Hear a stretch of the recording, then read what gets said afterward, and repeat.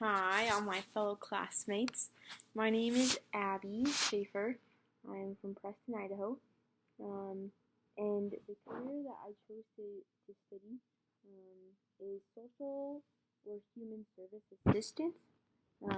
And so I'm just going to explain a little bit about what that does, or what I guess job opportunities are available through that and through being that assistant. Um, the reason I actually chose this was one of my very best friends works for the DDA Center, so it's for disabled kids in my hometown, and she's a therapist there. Um, she went and started working there right after high school and has just received on-job training. Um, and then, so the working environment um, obviously depends on the organization that you're working for. Kylie specifically, she works in a very small office. She doesn't drive bus or anything like that. She just goes around with these disabled kids. Some of them have severe disabilities such as Down syndrome or autism, and some of them are just a little bit socially insecure, and so they come there and learn those social skills. Um, Her job, it is pretty flexible. I know that some of the other people there, her boss, his job is not as flexible. He has scheduled hours, and um, it's not super flexible, but it is extremely family friendly. Um, and as I studied all of the different opportunities and different jobs that being an assistant,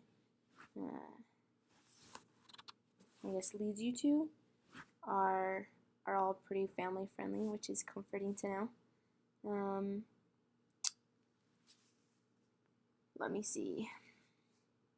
One thing that I really like is that their purpose is they're trying to build those relationships, um, and I guess the question was, what are the typical stressors of the job?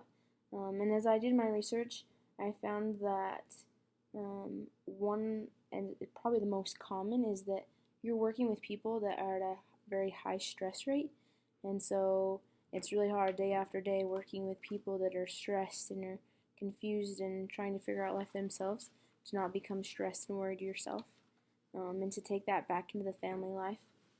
Um, Another one was managing time. A lot of this is you have to document everything that you do, and so trying to keep up with your documentation, and then making sure that the individual has enough time and that they feel individualized and important to you and to your organization that you're working for.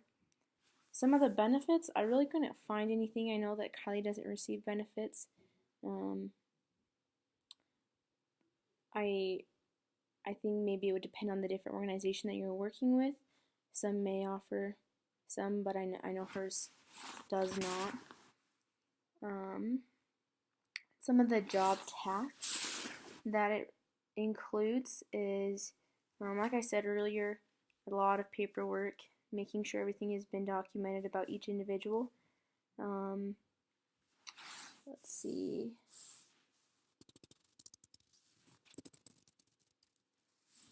I think the biggest thing that was repeated over and over again, and I guess that would be in nursing homes or wherever you may be working, is you're there to help comfort an individual.